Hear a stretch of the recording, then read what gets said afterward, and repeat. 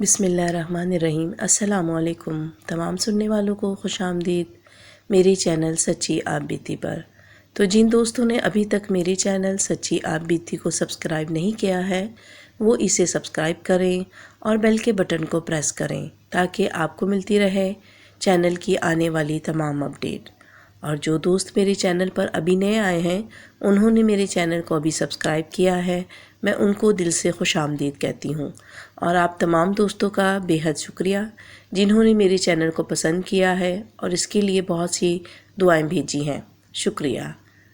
اور آپ جو دوست میرے ساتھ اپنی سچی آپ بیتی شیئر کرنا چاہتے ہیں وہ انسٹاگرام پر آ کر اپنی سچی آپ بیتی میرے ساتھ شیئر کر سکتے ہیں۔ تو چلیے چلتے ہیں آج کی سچی آپ بیتی کی طرف۔ آج کی سچی آپ بیتی ہمیں کراچی سے رخسانہ نے بھیجی ہے، سنتے ہیں رخسانہ کی سچی آپ بیتی۔ رخسانہ بتاتی ہیں کہ یہ واقعہ ان کی بیٹی کے ساتھ تقریباً 5 سال پہلے پیش آیا۔ ان کی بیٹی فرسٹ ایئر کی اسٹوڈنٹ تھی اور وہ ایک دن اپنے جو شام کی کوچنگ سے گھر واپس آ رہی تھی۔ میری بیٹی کو بہت زیادہ عادت تھی کہ وہ پرفیوم لگاتی تھی، اسے خوشبو بہت زیادہ پسند ہے۔ وہ اپنے معمول کی طرح روز ہی تیار ہو کے اپنی کوچنگ گئی اور واپسی پہ جب وہ کوچنگ سے گھر آئیں تو ان کی طبیعت تھوڑی خراب تھی۔ وہ کہنے لگیں کہ مما میرے جسم میں بہت درد ہے اور مجھے بخار محسوس ہو رہا ہے۔ میں نے کہا کہ چلو بیٹا کوئی بات نہیں، کھانا کھا کے میں آپ کو دوائی دیتی ہوں، دوائی کھا کے آپ آرام کر لینا۔ خیر کھانے کے لیے جب میں ان کو کمرے میں بلانے گئی تو میں نے دیکھا کہ میری بیٹی بے خبر بستر پر پڑی ہوئی ہے اور اس کے ہاتھ پاؤں پھیلے ہوئے تھے۔ میں ایک دم ہی گھبرا کر اس کے پاس گئی۔ جب میں نے دیکھا تو میری بیٹی کو واقعی بہت تیز بخار تھا اور میں نے اس کو بہت کوشش کی اٹھانے کی، لیکن بخار کی شدت کی وجہ سے اس کو بہت کمزوری ہو رہی تھی، وہ اٹھ نہیں پائی۔ میں نے کہا کہ بیٹا آپ لیٹی رہو، میں آپ کے لیے یہیں پہ کچھ لے آتی ہوں۔ خیر میں نے چائے کے ساتھ 2 سلائس رکھے اور اپنی بیٹی کے کمرے میں واپس آ گئی۔ جب میں کمرے میں واپس آئی تو بیٹی بستر پر موجود نہیں تھی۔ میں نے کہا کہ بچی کہاں چلی گئی؟ ابھی تو اس میں اٹھنے کی ہمت نہیں تھی، ابھی وہ کہاں چلی گئی؟ خیر میں نے بالکنی میں دیکھا وہ وہاں پہ موجود نہیں تھی۔ جب میں واش روم کی طرف گئی تو واش روم میں سے اندر پانی کی آواز آ رہی تھی۔ میں نے کہا اچھا وہ اٹھ کے واش روم گئی ہوگی۔ خیر کچھ دیر کے بعد وہ واپس جب واش روم سے باہر آئی تو اس کا چہرہ بالکل لال سرخ ہو رہا تھا اور آنکھیں بھی اس کی لال تھیں۔ میں نے اس سے پوچھا کہ بیٹا کیا ہوا؟ تو اس نے میری بات کا کوئی جواب نہیں دیا اور آ کر بیڈ کے اوپر بیٹھ گئی۔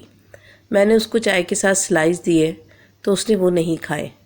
تو میں نے کہا شاید بخار کی شدت ہے، اس وجہ سے میں نے کہا تھوڑی دیر بعد پھر اس کو پوچھ لوں گی، اور وہ دوبارہ اپنے بستر پر لیٹ گئی اور میں چائے اور بسکٹ اٹھا کر باہر آ گئی۔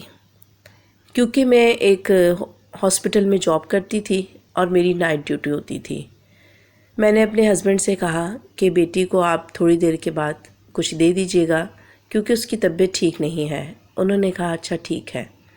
خیر میں اپنی جاب پر چلی گئی اور صبح میں جب واپس آئی ہوں تو میں نے یہ دیکھا کہ میری بچی ابھی بھی اسی طرح پڑی ہوئی تھی۔ میں نے اپنے ہسبینڈ کو کال کی اور ان سے پوچھا کہ آپ نے بچی کو کچھ دیا؟ تو انہوں نے کہا کہ میں اس کے کمرے میں گیا تھا، اس نے کھانے سے انکار کر دیا۔ تو اس وجہ سے میں نے بلکہ ان کو ناراض ہوئی کہ بچی کی طبیعت اتنی زیادہ خراب تھی، آپ اس کو زبردستی کچھ کھلا دیتے اور اس کو دوائی دیتے۔ خیر وہ ابھی اپنے آفس میں تھے، میں نے گئی اس کے لیے چائے بنائی اور اس کو زبردستی اٹھایا تو اس نے کہا کہ اچھا میں ابھی آتی ہوں۔ وہ واش روم میں چلی گئی۔ کافی دیر میں انتظار کرتی رہی کہ اب وہ واش روم میں سے نکلے گی، اب وہ واش روم میں سے نکلے گی، لیکن وہ بچی تھی کہ اس نے پونا گھنٹہ لگا دیا اور میں پریشان تھی کہ خدا نہ خواستہ بخار کی شدت سے وہ کہیں بے ہوش ہو کر واش روم میں گر نہ گئی ہو۔ میں نے اپنے محلے کے ایک بچے کو بلا کر واش روم کا دروازہ توڑوایا اور جب واش روم کا دروازہ توڑوایا تو میری حیرت کی انتہا نہیں تھی کیونکہ بچی واش روم میں موجود نہیں تھی۔ یہ دیکھ کر میں چیخنے چلانے لگی اور رونے لگی۔ تو وہ اس لڑکی نے مجھ سے کہا کہ آنٹی کیا ہوا؟ میں نے بدنامی کے خوف سے کہ خدا نہ خواستہ میری بیٹی کے بارے میں کوئی لوگ الٹی سیدھی بات نہ کریں تو میں نے اسے کچھ نہیں کہا اور اس کو وہاں سے جانے کے لیے کہہ دیا۔ وہ بچہ مجھے پاگل سمجھ کے وہاں سے چلا گیا اور میں نے فوراً ہی اپنے شوہر کو کال ملائی، کیونکہ میرا موبائل جو میرا بیڈ روم میں رکھا تھا، میں اپنے بیڈ روم میں چلی گئی اور اپنے شوہر کو میں نے بلایا کہ آپ ابھی اور فوراً اسی ٹائم گھر واپس آئیں، کیونکہ مجھے میری بیٹی گھر میں نظر نہیں آ رہی۔ وہ بھی بیچارے پریشان ہو گئے۔ میں نے ان کو بتایا کہ واش روم گئی تھی اور اتنی دیر تک جب وہ واش روم سے باہر نہیں آئی تو میں نے لڑکے کو بلا کے واش روم کا دروازہ توڑوایا، لیکن اندر بیٹی موجود نہیں تھی۔ وہ بھی بیچارے بھاگم بھاگ آفس سے گھر آئے۔ اتنی دیر میں اپنے کمرے میں ہی بیٹھی ہوئی تھی اور اللہ سے دعا مانگ رہی تھی کہ اللہ پاک میری بیٹی مجھے مل جائے۔ جب میرے ہسبینڈ گھر آئے، وہ مجھے اتنا پریشان دیکھ کر وہ کہنے لگے کہ ہوا کیا ہے؟ میں نے کہا پتہ نہیں، کل سے اس کو تیز بخار تھا، اس میں تو اٹھنے کی بھی ہمت نہیں تھی، تو آخر وہ بچی گئی تو گئی کہاں؟ اور میں گھر میں موجود تھی۔ اگر وہ مین گیٹ سے بھی باہر جاتی تو مجھے معلوم ہوتا نا کہ گیٹ کھلا ہے اور وہ بچی باہر چلی گئی ہے، اور ایسی کوئی جگہ بھی نہیں ہے کہ کہیں سے وہ باہر چلی جائے۔ ابھی ہم دونوں یہ باتیں کر رہے تھے کہ ہمیں اوپر چھت سے پٹاخ پٹاخ کی آوازیں آئیں، جیسے کہ کوئی چیزیں اٹھا کر نیچے پھینک رہا ہو۔ جب ہم دونوں باہر صحن کی طرف آئے تو میں نے دیکھا میری بیٹی اوپر چھت پر کھڑی ہوئی تھی۔ یہ دیکھ کر ہم دونوں فوراً اوپر سیڑھیوں کی طرف بھاگے ہیں، اور جب میں اپنی بیٹی کے پاس پہنچی ہوں تو اس کا حلیہ بہت عجیب تھا۔ اس کے پورے ہاتھ کالے ہوئے تھے اور اس کا منہ بھی کالا ہوا تھا، کیونکہ اوپر چھت پر ہمارے باربیکیو کا کچھ سامان رکھا ہوا تھا تو اس میں کوئلے تھے، اور میں نے دیکھا کہ بچی کے کپڑے بھی سارے کالے ہوئے ہیں اور وہ کوئلے زمین پر بکھرے ہوئے تھے، اور میری بچی نے وہ کوئلے کھائے تھے، کیونکہ ابھی بھی اس کے ہاتھ میں ایک اتنا بڑا کوئلہ موجود تھا جس کو بڑے آرام سے وہ کھا رہی تھی، جیسے کہ کوئی چاکلیٹ کھا رہی ہو وہ۔ میں نے جب اس کے ہاتھ سے کوئلہ دیکھا اور مجھے تو سمجھ میں نہیں آیا کہ میں کیا کروں۔ میرے ہسبینڈ نے کہا کہ بیگم اللہ کا کلام شروع کرو۔ ہم دونوں نے درود شریف پڑھا، آیت الکرسی پڑھی، اور میں نے اپنی بچی کے اوپر جیسے ہی پھونکا وہ ایک دم زمین پہ بے ہوش ہو کر گر گئی۔ ہم دونوں اس کو نیچے اس کے کمرے میں لے کر آئے، اور میری بیٹی کا جسم اس قدر وزنی تھا کہ پتہ نہیں کتنی مشکلوں سے میں نے اور میرے شوہر نے اس کو سیڑھیوں سے نیچے اتارا اور اندر کمرے تک لے کر آئے گھسیٹ کر، اور بیڈ پہ ڈال کر پھر میرے ہسبینڈ نے کہا تم اس کے کپڑے چینج کرواؤ۔ وہ باہر چلے گئے اور میں نے اپنی بیٹی کے سارے کپڑے چینج کروائے۔ جب میں نے اپنی بیٹی کے کپڑے چینج کروا رہی تھی تو مجھے اس کے سینے کے اوپر ایک عجیب سی طرح کا ریڈ نشان نظر آیا، جیسے کہ کوئی جیسے رگڑ لگی ہے یا کسی کے ناخن کا نشان تھا، اللہ جانے کیا تھا، اور میں نے اس کے سینے پہ وہ نشان دیکھا۔ میں بہت ڈر گئی۔ میں نے اس کو کپڑے چینج کروائے، پھر میرے ہسبینڈ نے کہا کہ میں مولوی صاحب کو بلاتا ہوں، کیونکہ مجھے اثرات ٹھیک نہیں لگ رہے ہیں، ہو نہ ہو کسی ہوائی چیز کا اثر ہے میری بچی کے اوپر۔ اور وہ چلے گئے مولوی صاحب کو بلانے کے لیے۔ محلے کے مولوی صاحب کو بلا کے جب وہ گھر آئے ہیں تو اتنی دیر میں میری بیٹی ہوش میں آ چکی تھی، اور وہ مجھ سے کہنے لگی کہ مجھے سمندر پہ لے کے چلو۔ اس ٹائم جو اس کی آواز تھی وہ اس کی آواز نہیں تھی، بہت ہی وزنی آواز تھی، اور اس کی آنکھیں بھی لال انگارہ ہو رہی تھیں، جیسے کہ اس میں خون اترا ہو۔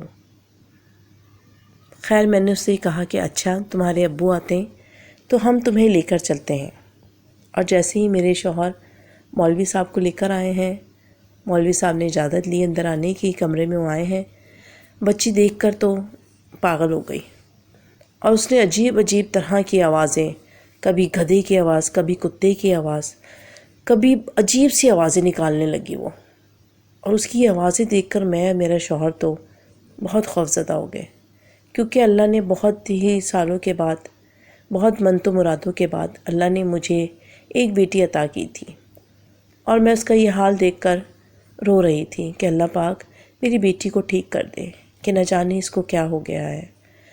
ہم دونوں کو روتا دیکھ کے مولوی صاحب نے کہا کہ ہمت رکھیں، اللہ پہ بھروسہ رکھیں، اللہ پاک سب ٹھیک کر دیں گے۔ انہوں نے اونچی آواز میں سورہ بقرہ کی تلاوت شروع کی، اور وہ بچی تھی کہ اس کی آوازیں بند نہیں ہو رہی تھیں۔ پھر میں نے دیکھا کہ اس کا چہرہ بدل گیا۔ دیکھتے ہی دیکھتے اس کا چہرہ ایک کتے کی طرح، ایک جانور کی طرح ہو گیا اس کا چہرہ، اور اس کی اتنی لمبی زبان کہ زمین کو چھونے لگی وہ زبان، اور وہ زبان سے اس طرح اپنی زبان کو پھیر رہی تھی جیسے کہ وہ کچھ چاٹ رہی ہو۔ عجیب سا وہ لگ رہا تھا، اس کا حلیہ مجھے عجیب سا لگ رہا تھا۔ اور اپنی بیٹی کی حالت دیکھ کے میں تو اپنے رب سے کہہ رہی تھی کہ اللہ پاک میری بیٹی کو ٹھیک کر دیں، بس مجھے اور کچھ نہیں چاہیے۔ ہم دونوں ایک طرف کونے میں کھڑے ہو گئے اور مولوی صاحب نے اپنی پڑھائی شروع رکھی، اور دیکھتے ہی دیکھتے پھر وہ اپنی شکل، اس نے دوبارہ اپنی شکل میں ہو گئی میری بیٹی، اور پھر وہ عجیب سی آواز میں کہنے لگی کہ تو یہاں پہ کیوں آیا ہے؟ تو پھر مولوی صاحب نے کہا کہ مجھے تو بتا، تو کہاں سے اس کے پیچھے پڑ گیا؟ پھر اس نے بولنا شروع کیا کہ کوچنگ کے راستے میں ایک کچرا کنڈی آتی ہے، مجھے یہ لڑکی بہت اچھی لگی اور میں اس کے اوپر عاشق ہو گیا۔ وہ ایک گندا جن تھا، شیطانی جن تھا، اور وہ کہہ رہا تھا کہ میں تیری بیٹی کو چھوڑ کے کہیں نہیں جاؤں گا، اب یہ میری ہے۔ مولوی صاحب نے کہا کہ شرافت سے چلا جا، نہیں تو تیرا انجام بہت برا ہوگا، اور وہ عجیب طرح سے ہنسنے لگا۔ خیر مولوی صاحب نے اپنی پڑھائی جاری رکھی، اور دیکھتے ہی دیکھتے وہ تیز آواز میں سورہ بقرہ کی تلاوت کرتے رہے، اور کبھی میری بیٹی کی شکل کچھ ہو جاتی، کبھی کچھ ہو جاتی۔ پھر اس نے بیڈ کے اوپر اچھلنا شروع کر دیا، جیسے کہ کوئی میری بچی کو بیڈ کے اوپر دھکے دے رہا ہو، اوپر سے اٹھا کے نیچے پھینک رہا ہو، الٹ پلٹ کر رہا ہو، اور میرے سامنے ہی میری بچی کا وہ حشر تھا کہ میں بتا نہیں سکتی۔ اور ہم دونوں میاں بیوی بھی ذرا قطع رو رہے تھے، کیونکہ ہم اپنے سامنے اپنی اکلوتی بیٹی کی وہ حالت دیکھ رہے تھے کہ میں آپ کو بیان نہیں کر سکتی۔ اللہ پاک کسی دشمن کے ساتھ بھی ایسا نہیں کرے۔ خیر مولوی صاحب نے اپنا کام جاری رکھا، اور دیکھتے ہی دیکھتے پھر میری بیٹی کی جو آوازیں عجیب و غریب وہ نکال رہی تھی وہ بند ہو گئی، اور کمرے میں عجیب قسم کا دھواں اور بدبو ہی بدبو، اتنا دھواں ہو گیا کہ مجھے تو کمرے کی کوئی شے، یہاں تک کہ میرے شوہر میرے قریب کھڑے ہوئے تھے وہ تک نظر نہیں آ رہے تھے، اتنا دھواں کمرے میں، اور غلیظ قسم کی اسمیل تھی جو کہ پورے کمرے میں پھیلی ہوئی تھی۔ لیکن مجھے یہ اطمینان تھا کہ مولوی صاحب کی تلاوت کی آواز مسلسل آ رہی تھی، اور پھر کچھ دیر کے بعد وہ دیکھتے ہی دیکھتے دھواں ایک دم سے غائب ہو گیا، اور میری بیٹی بے ہوش بستر پہ پڑی ہوئی تھی بیڈ پر۔ پھر مولوی صاحب نے اس کے اوپر کچھ پھونکا، اور میری بچی کے اوپر انہوں نے پانی کا چھڑکاؤ کیا۔ جب انہوں نے اس کے اوپر پانی کا چھڑکاؤ کیا تو آپ یقین کریں کہ ایسی آواز آئی جیسے جلتی ہوئی لکڑی کے اوپر آپ پانی ڈال دیں تو ویسی جو آواز آتی ہے لکڑی کی وہ آ رہی تھی، اور انہوں نے پورے جسم پہ میری بیٹی کے پانی کا چھڑکاؤ کرتے گئے اور اللہ کا کلام پاک پڑھتے رہے۔ پھر میری بیٹی ویسے ہی بے ہوش رہی۔ کچھ دیر کے بعد ہمیں مولوی صاحب نے کہا کہ اللہ پاک نے بہت کرم کیا ہے، اس خبیث کو میں نے ختم کر دیا ہے، اب وہ کبھی بھی آپ کی بیٹی کے پاس نہیں آئے گا۔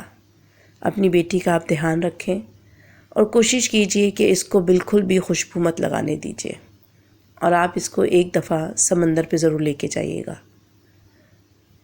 کیونکہ آپ کی بیٹی کی جو ہے یہ بھی حالت کچھ دن تو ایسی رہے گی۔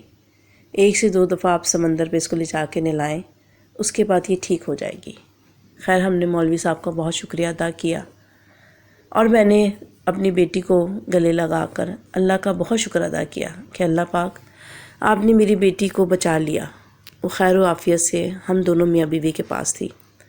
میرے شوہر مولوی صاحب کو چھوڑ کے جب گھر میں اندر آئے تو وہ مجھے کہنے لگے کہ اپنی بیٹی کا بہت خیال رکھو، اللہ نے بہت ترس ترس کے تو ہمیں یہ بیٹی دی ہے، اور آئندہ اس کو بالکل بھی خوشبو مت لگانے دینا، کیونکہ جوان بچیاں خوشبو لگائے یہ ان کے لیے اچھا نہیں ہے۔ پہلے زمانے کے لوگ اسی لیے منع کیا کرتے تھے، بڑے بوڑھے، کہ جوان بچی خوشبو لگائے گی، کہیں ایسی جگہ سے گزرے گی، انہیں نہیں پتہ کہ وہاں کیسی مخلوق ہے، یہ تو شکر ہوا کہ مولوی صاحب نے سب ٹھیک کر دیا۔ پھر میں نے اپنی بیٹی کو اٹھایا اور اس کو نہلایا اور اس کو پیٹ بھر کے کھانا کھلایا، تو وہ مجھ سے کہنے لگی کہ مما کیا ہوا؟ میں نے اس کو کہا بیٹا آپ کو بخار تھا۔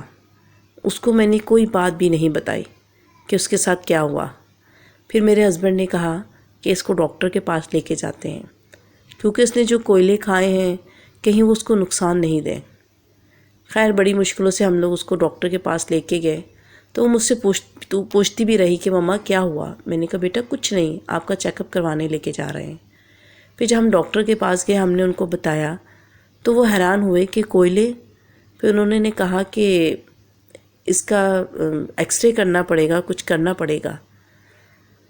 پھر ہم نے جب ایکس رے کروائے، سارے ٹیسٹ کروائے، تو کچھ بھی نہیں تھا، اس کے پیٹ میں کوئی کوئلے کچھ بھی نہیں تھا، لیکن میں نے اور میرے شوہر نے اس کو کوئلے کھاتے ہوئے دیکھا تھا۔ خیر ڈاکٹر کو ہم نے سب بتا دیا تھا، کیونکہ ڈاکٹر سے تو کچھ چھپا نہیں سکتے تھے۔ پھر اس نے کہا کہ نہیں آپ ان کو گھر لے جائیں، الحمدللہ بالکل ٹھیک ہے۔ پھر اس کے بعد سے میری بیٹی جب بھی کوچنگ جاتی تھی میں اس کے ساتھ جاتی تھی، اور میں نے اس کو سختی سے منع کیا تھا کہ بیٹا پرفیوم مت لگاؤ۔